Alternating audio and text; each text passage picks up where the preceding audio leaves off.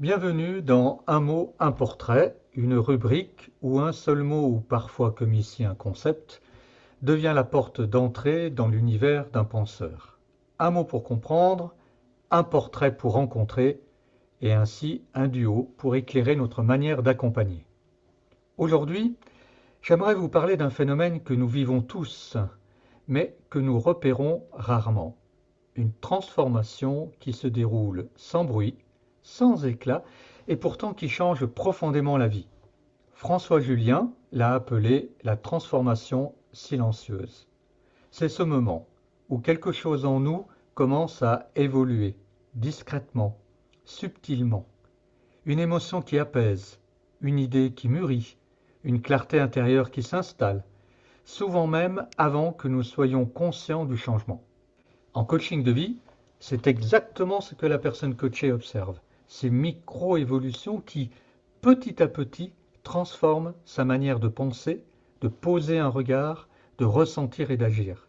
Le coaching de vie permet au coaché de les repérer et de les intégrer dans son cheminement pour avancer ainsi en cohérence avec toutes ses parts, visibles ou encore cachées. Alors, installez-vous et entrons ensemble dans cette rubrique Un mot, un portrait pour éclairer ces mouvements silencieux qui, en réalité, façonnent notre vie entière. Alors, qu'est-ce que la transformation silencieuse? Dans notre culture occidentale, nous imaginons souvent le changement comme un moment fort, une décision radicale, un tournant, un avant et un après. Nous parlons souvent de se reprendre en main, changer de vie, tourner la page. Pour François Julien, cette vision est trop étroite. Elle passe à côté de la manière dont le réel évolue, jour après jour, sans bruit. La transformation silencieuse, c'est ce qui se produit quand une situation, une relation, une manière d'être change sans événement marquant, du moins en apparence. Elle se fait par petites touches, par micro-déplacements, par ajustements successifs, presque invisibles, un peu comme le changement des saisons. D'un jour à l'autre, rien ne semble bouger et pourtant, à la fin, tout a changé. Ou comme un visage qui vieillit. Impossible de dire quand, exactement. Mais la transformation est là, bien réelle. Ainsi, la transformation silencieuse est lente, progressive, continue. Elle ne force rien, elle n'impose rien, elle s'installe. Pourquoi ce concept est-il précieux en coaching de vie? Justement parce que nous vivons dans une culture qui valorise l'instantané, le spectaculaire et la performance immédiate. Et beaucoup de clients arrivent en coaching de vie avec cette pression: je veux changer et vite, je dois prendre une grande décision rapidement, je veux un nouveau départ.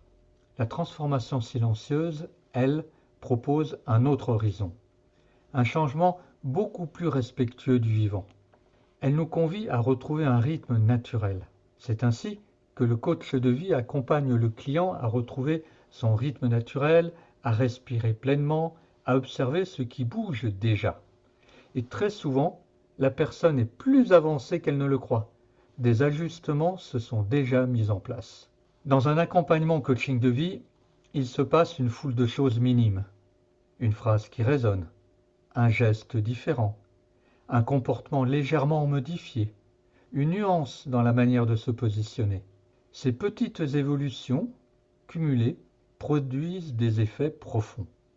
La vocation du coach de vie est de faciliter chez la personne coachée cette mise en place de ces transformations pour qu'elles deviennent conscientes. Le concept de la transformation silencieuse nous invite à créer des conditions harmonieuses pour la personne plutôt que de prescrire des actions. Dans la logique occidentale, nous voulons souvent agir fort. Dans la logique de François Julien, l'important est de préparer le terrain. Pour la personne accompagnée, il s'agit alors de poser autrement son regard, d'ajuster différemment sa manière d'être. Quand les conditions changent, la transformation suit d'elle-même. La transformation silencieuse n'a rien d'un coup de motivation qui s'épuise.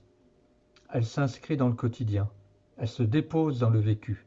C'est la manière la plus sûre de construire un changement vrai, profond et soutenable dans la durée. En quelques mots, qui est François Julien? Pour situer sa pensée, François Julien est un philosophe français né en 1951. Il est sinologue. Après des études à l'École normale supérieure, il a passé plusieurs années en Chine où il s'est plongé dans les textes anciens.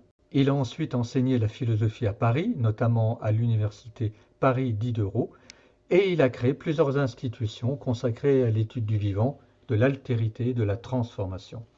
Son travail est passionnant parce qu'il crée un écart entre la pensée occidentale et la pensée chinoise.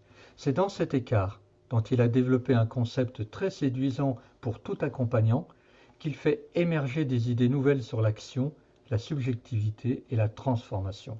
Et pour conclure, je dirais que la transformation silencieuse nous rappelle que nous changeons tous, en permanence, que rien ne reste fixe, qu'il n'est pas nécessaire de forcer, qu'il suffit parfois de cultiver ce qui est en train d'émerger.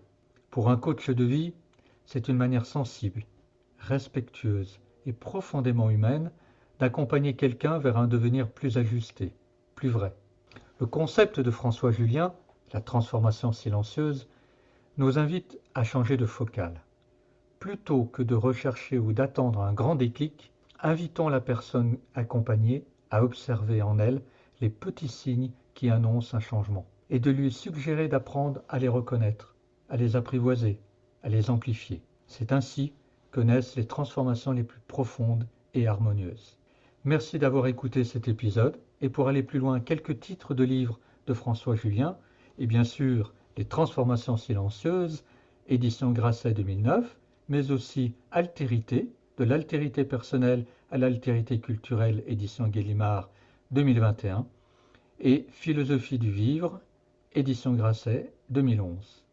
Voilà, à bientôt pour une nouvelle rubrique, un mot, un portrait.